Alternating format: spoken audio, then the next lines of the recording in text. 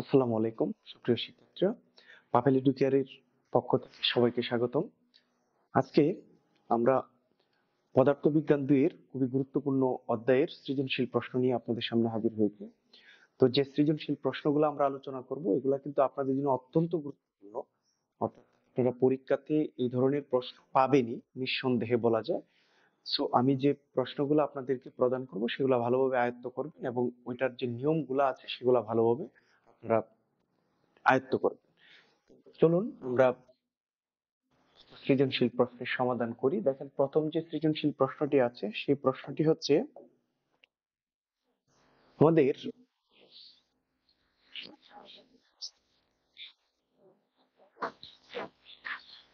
দেখেন এখানে বিজ্ঞান ল্যাবে শিক্ষার্থীদেরকে মুস্তাফিজের যে ট্রান্সফরমার দেখাচ্ছিলেন, তার মুখ্য কুণ্ডলীর পাক সংখ্যা হচ্ছে 50 এবং গৌণ কুণ্ডলীর পাক সংখ্যা হচ্ছে 180। এখন প্রশ্নগুলা হচ্ছে আমাদের, ট্রান্সফরমার কি, উচ্চতাপী ট্রান্সফরমার কোথায় ব্যবহৃত হয়, পরের প্রশ্ন হচ্ছে মুখ্য কুণ্ডলীর প্রবাহ 3A অর্থাৎ 3 অ্যাম্পিয়ার হলে গৌণ কুণ্ডলীর প্রবাহ কত, উদ্দীপকের ট্রান্সফরমার দিয়ে বাসাবাড়িতে বিদ্যুৎ সরবরাহ করা হয় না, উক্তিটি মূল্যায়ন করো। এই যে প্রশ্নটা, এই ধরনের প্রশ্ন কিন্তু খুবই গুরুত্বপূর্ণ আপনাদের পরীক্ষার জন্য। তো চলুন আমরা এক এক করে সমাধান করি প্রশ্নগুলো। দেখেন, প্রথম যে প্রশ্নটা আছে সেটার উত্তরটা হচ্ছে, যে যন্ত্রের সাহায্যে পর্যাপ্ত উচ্চ বিভবকে নিম্ন বিভবে বা নিম্ন বিভবকে উচ্চ বিভবে রূপান্তরিত করা হয় তাকে ট্রান্সফরমার বলে। ঠিক আছে, যা দিয়ে আপনি কোনো একটা উচ্চ বিভবের বস্তুকে নিম্ন বিভবে বা নিম্ন বিভবটাকে উচ্চ বিভবে রূপান্তর করতে পারেন, যা দিয়ে সেটাকে আপনি ট্রান্সফরমার বলতে পারেন। পরবর্তী প্রশ্ন যেটা, যে সেটা হচ্ছে আমাদের এরকম, যে উচ্চদাপী ট্রান্সফরমার কোথায় ব্যবহৃত হয়। দেখেন, উচ্চদাপী ট্রান্সফরমার বিদ্যুৎ উৎপাদন কেন্দ্রে বা পাওয়ার স্টেশনে ব্যবহার করা হয়। কারণটা কি? কারণ উৎপন্ন বিদ্যুতের বিভব অনেক গুণ বাড়িয়ে দূর দূরান্তে প্রেরণ করার জন্য মূলত উচ্চ বিভব ট্রান্সফরমার বা উচ্চদাপী ট্রান্সফরমার গুলা ব্যবহার করা হয়, যেন ওইগুলাকে দূর দূরান্তে প্রেরণ করা। তো আমরা পরবর্তী যে প্রশ্নটা পাবো সেটা হচ্ছে যে, মুখ্য কুণ্ডলীর প্রবাহ 3 এম্পিয়ার হলে গৌণ কুণ্ডলীর যে প্রবাহটা আছে সেটা আমরা বের করে দেব। দেখেন এখানে দেওয়া আছে যে, আহ, বলা হচ্ছে মুখ্য কুণ্ডলীর প্রবাহটা 3A বা 3 এম্পিয়ার হলে গৌণ কুণ্ডলীর প্রবাহ। দেখেন, এটা এই ধরনের প্রশ্নগুলো খুবই গুরুত্বপূর্ণ, কেননা বারবার এই ধরনের প্রশ্নগুলো আসে পরীক্ষাতে। তো আমরা যদি এই প্রশ্নটা সমাধান করি, তাহলে আমরা প্রথমেই এখানে যে বিষয়গুলো আছে সূত্র দিয়ে আমরা মূলত গৌণকুণ্ডলীর প্রবাহ বা মুখ্য কুণ্ডলীর যে প্রবাহগুলো আছে এগুলা কিন্তু আমরা সাধারণত সূত্র দিয়ে বের করে থাকি। তো যেহেতু সূত্র দিয়ে বের করে থাকি, সুতরাং আমাদের প্রথমেই যে কাজটা করতে হবে সেটা হচ্ছে এখানে কি কি জিনিসগুলো দেওয়া আছে সেগুলো আমরা প্রথমেই নোট করব। দেখেন এখানে কি কি জিনিসগুলো দেওয়া আছে আমাদের, এখানে মুখ্য কুণ্ডলীর পাক সংখ্যা হচ্ছে 50, অর্থাৎ এখানে বাংলায় লিখেছেন, ইংরেজিতে দেওয়া থাকতে পারে, কোনো ব্যাপার না, 180। তো গৌণ কুণ্ডলীর পাক সংখ্যা দেওয়া আছে 180। তাহলে আমরা এখানে লিখতে পারি, প্রথমেই যেটা দেওয়া আছে যে মুখ্য কুণ্ডলীর পাক সংখ্যা, এখানে মুখ্য কুণ্ডলীর পাক সংখ্যাটাকে আমরা এন পি দ্বারা প্রকাশ করি। এনপি সমান সমান 50 দেওয়া আছে। আবার গৌণ কুণ্ডলীর যে পাক সংখ্যা, গৌণ কুণ্ডলীর পাক সংখ্যাকে আমরা এনএস দ্বারা প্রকাশ করি। এটা দেওয়া আছে আমাদের কত, 180। এখন আমাদের এখানে মুখ্য কুণ্ডলীর প্রবাহ 3 এম্পিয়ার বলে দিয়েছে, আর গৌণ কুণ্ডলীর প্রবাহটা আমরা বের করব। তাহলে আমরা এখান থেকে যদি প্রথমে লিখি মুখ্য কুণ্ডলীর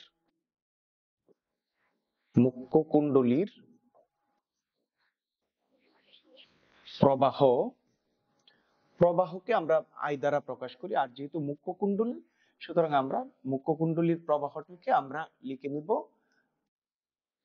আই পি দ্বারা। আইপি এখানে দেওয়া আছে 3 এম্পিয়ার, আবার গৌণ কুণ্ডলীর প্রবাহ যেটা, এটাকে আমরা আইএস দ্বারা সূচিত করব এবং এটা আমরা নির্ণয় করব। এখন দেখেন আমরা একটা সূত্র জানি যে, আমরা জানি, দেখেন সূত্রটা খুবই মানে একটা ইম্পর্টেন্ট সূত্র। সেই সূত্রটা কিন্তু সবাই একটু খেয়াল করবেন। এই সূত্র থেকে কিন্তু প্রচুর পরিমাণ অঙ্ক আপনাদের পরীক্ষাতে আসে। যার জন্য আমি আপনাদেরকে আবারও বলতেছি যে আপনারা এই সূত্রটাকে একটু ভালো করে আয়ত্ত করবেন। এই সূত্র থেকে প্রচুর অঙ্ক পরীক্ষাতে আসে। দেখেন সূত্রটা হচ্ছে আইএস বাই হচ্ছে আইপি সমান সমান এনএস এনপি বাই এনএস। ঠিক আছে, দেখেন আইএস বাই আইপি সমান সমান এনপি বাই এনএস। এখন এখান থেকে আমাদের যে জিনিসটা বের করতে হবে, আইএসটা বের করতে হবে।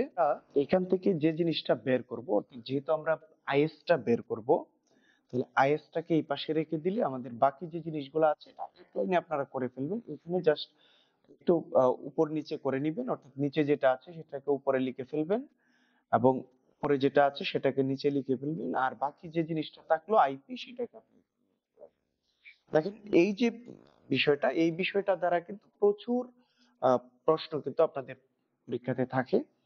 এখন দেখেন আমরা যদি মানগুলা বসিয়ে দিই, এনএস এর মান দেওয়া আছে 180 ভাগ হচ্ছে এনপির মান দেওয়া আছে 50 ইন্টু আইপির মান দেওয়া আছে। ক্যালকুলেশন করে নিলে আমাদের রেজাল্ট চলে আসবে। অর্থাৎ আমরা যদি এটাকে 18 ইন্টু 3 এটা লিখে ফেলি, ভাগ হচ্ছে এটার যা রেজাল্ট হবে সেটাই কিন্তু আপনাদের আনসার। ঠিক আছে, তো এই প্রক্রিয়াটা আপনারা অনুসরণ করবেন। এখন দেখেন এখানে এই 3 মুখ্য কুণ্ডলীর প্রবাহ দেওয়া আছে, আপনাকে গৌণ কুণ্ডলীরটা বের করতে বলেছে। অনেক সময় গৌণ কুণ্ডলীরটা দেওয়া থাকবে, আপনাকে মুখ্য কুণ্ডলীরটা বের করতে হবে আপনার। তো আমি আশা করি এই যে সূত্রটা এবং নিয়মটা দেখলে আপনারা সবগুলাই। পরবর্তী যে প্রশ্নটা আছে সেটা দেখি। দেখেন পরবর্তী প্রশ্নটা কি বলেছে আমাদের, বলেছে উদ্দীপকের ট্রান্সফরমার দিয়ে বাসা বাড়িতে বিদ্যুৎ সরবরাহ করা হয় না, কি মূল্যায়ন করো। দেখেন কেন এটা ব্যবহার করা হয় না সেটা আমরা একটু দেখি। দেখেন উদ্দীপকের ট্রান্সফরমারটি উচ্চ দাপি, এই ট্রান্সফরমার দিয়ে বাসা বাড়িতে বিদ্যুৎ সরবরাহ করা হয় না। অর্থাৎ এখানে একটু ভুল আছে, বানানটা খেয়াল করে নেবেন। বিদ্যুৎ প্রবাহ করা হয় না কারণ দূর দূরান্তে তড়িৎ প্রেরণের জন্য উচ্চদাপী ট্রান্সফরমার ব্যবহার করা হয়। সাধারণত বিদ্যুৎ কেন্দ্রে যে বিদ্যুৎ উৎপন্ন হয় তা ভোল্টেজ প্রায় 25,000 হয় এবং তড়িৎ প্রবাহের মান প্রায় 20,000 এম্পিয়ার হয়। তার মানে ওইগুলা হচ্ছে খুবই উচ্চ দাপের বিষয়। এত উচ্চ ভোল্টেজের ও তড়িৎ প্রবাহ গ্রাহকের জন্য ক্ষতিকর।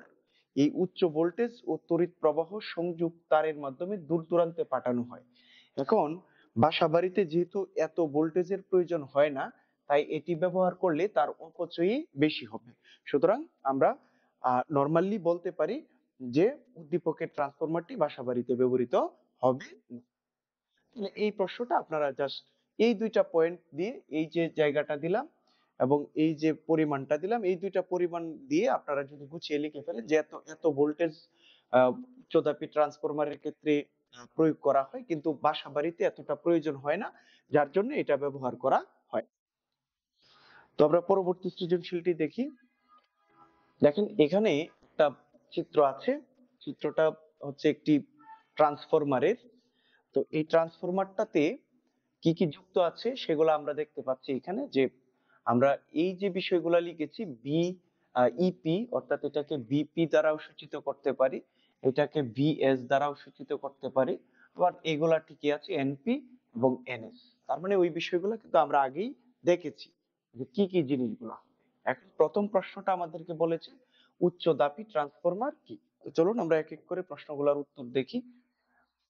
দেখেন উচ্চ দাপী ট্রান্সফরমার কি, আমাদের উত্তর যেটা সেটা হচ্ছে যে ট্রান্সফরমার অল্প বিভবের অধিক তড়িৎ প্রবাহকে অধিক বিভবের অল্প তড়িৎ প্রবাহে রূপান্তরিত করে তাকে উচ্চ দাপী ট্রান্সফরমার বলা হয়। তো আমি আশা করি আপনারা এই প্রশ্নটা বুঝতে পেরেছেন। পরবর্তী যে প্রশ্নটা আছে সেই প্রশ্নটা হচ্ছে তাড়িত চুম্বকের প্রাবল্য কিভাবে বাড়ানো যায়।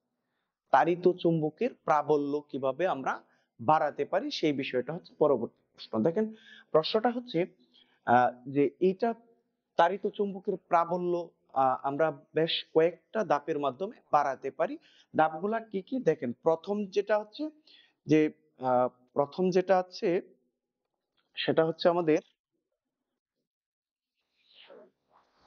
শক্তিশালী চৌম্বকের ব্যবহার করার মাধ্যমে, অর্থাৎ চৌম্বক যদি আমরা শক্তিশালী ব্যবহার করি তাহলে চৌম্বকের প্রাবল্য বৃদ্ধি করা যাবে। চুম্বককে তার কুণ্ডলীকে দ্রুত আনা নেওয়ার মাধ্যমে, চুম্বককে বা তার কুণ্ডলীকে দ্রুত যদি আমরা আনা নেওয়া করি তাহলে সেই ক্ষেত্রেও প্রাবল্য বৃদ্ধি পেতে পারে।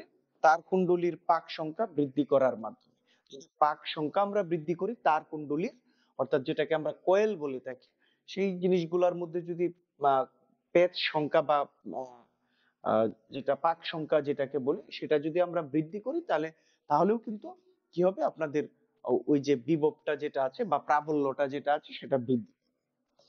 পরবর্তী প্রশ্ন যেটা আছে সেটা দেখি। দেখেন বলা হয়েছে যে উদ্দীপকের ট্রান্সফরমারের গৌণ কুণ্ডলীর ভোল্টেজ কত। এখন আমরা কি বের করব, ভোল্টেজ। দেখেন এখানে একটু নোট করে রেখেছি আপনাদের সুবিধার জন্য, যে প্রাথমিক দিকে যে বিষয়গুলো আছে সেই বিষয়গুলো কিন্তু আপনারা এখানে দেখতে পাচ্ছেন।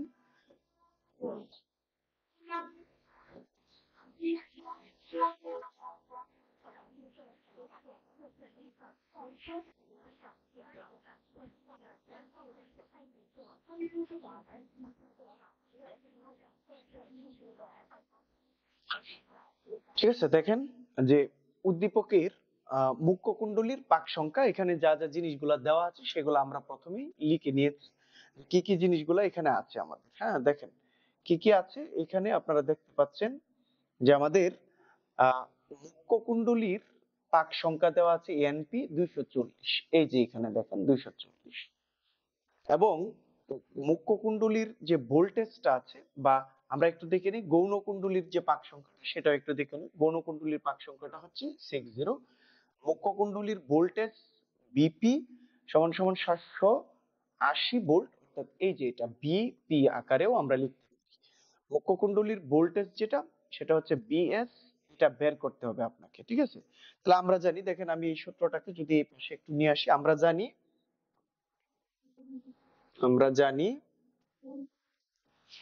যে বিপি বাই হচ্ছে বিএস সমান সমান হচ্ছে এনপি বাই হচ্ছে এন। এখন এটাকে রূপান্তর তো আমরা সবাই করতে পারি, অর্থাৎ এখানে আমাদের যেহেতু বের করব বিএস টা, তার মানে এই বিএস টাকে যদি আমরা এই পাশে রেখে দিই তাহলে আগের মতোই আমরা রূপান্তরটা করে ফেলবো, অর্থাৎ বিপি ইন্টু এনএস বাই হচ্ছে কি আমাদের এনপি। এই যে এখন দেখেন মানগুলা বসিয়ে দিই, আমাদের কাজ হয়ে যাবে। মানগুলা কি কি আছে দেখেন, বিপির মান দেওয়া আছে, বিপির মান দেওয়া আছে 720। আমি একটু উপরে দেখাচ্ছি আপনাদেরকে। বিপির মান হচ্ছে 780 ভোল্ট, ইন্টু এনএস এর মান দেওয়া আছে কত, এন এনএস এর মান দেওয়া হচ্ছে 60 বাই হচ্ছে এনপির যে মানটা আছে, এনপির মানটা এখানে দেওয়া আছে 240। এখন আপনারা যদি কাটাকাটি করে নেন, ঠিক আছে, 4 6 24, 4 দিয়ে এটাকে যদি আপনারা কেটে নেন, 780 ভাগ হচ্ছে 4, তাহলে আমরা একবার দেই 4 থাকলো 3, কেটে আনলাম 8, 4 4 8 32, 4 নং 36, 9 দিয়ে দিই, 4 নং 36 থাকলো 2, কেটে আনলাম 0, 4 5 20, তার মানে 195। এটা দিয়ে 4 দিয়ে যদি এটাকে আপনি কাটেন তাহলে 195, ঠিক আছে। তার মানে এই 195 হচ্ছে আমার কি result। কি কিসের মান বের করেছি আমরা, বিএস। বিএস টা মানে কি ছিল আমাদের, দেখেন এখানে বিএস মানে হচ্ছে আমাদের মুখ্য কুণ্ডলীর ভোল্টেজ। তার মানে আমাদের প্রশ্নে চেয়েছিল উদ্দীপকের ট্রান্সফরমারে গৌণ কুণ্ডলীর ভোল্টেজ কত। তার মানে এই যে এটা, সরি, এটা হচ্ছে গৌণ কুণ্ডলীর ভোল্টেজ, গৌণ কুণ্ডলীর ভোল্টেজটা হচ্ছে বিএস, আর বিপিটা হচ্ছে মুখ্য কুণ্ডলীর ভোল্টেজ। তার মানে আমরা এই যে প্রসেসটা এখান থেকে 195 পেয়েছি, এটাই হচ্ছে আমাদেরকে মূল রেজাল্ট। তো আমরা পরবর্তী প্রশ্নটা দেখি। দেখেন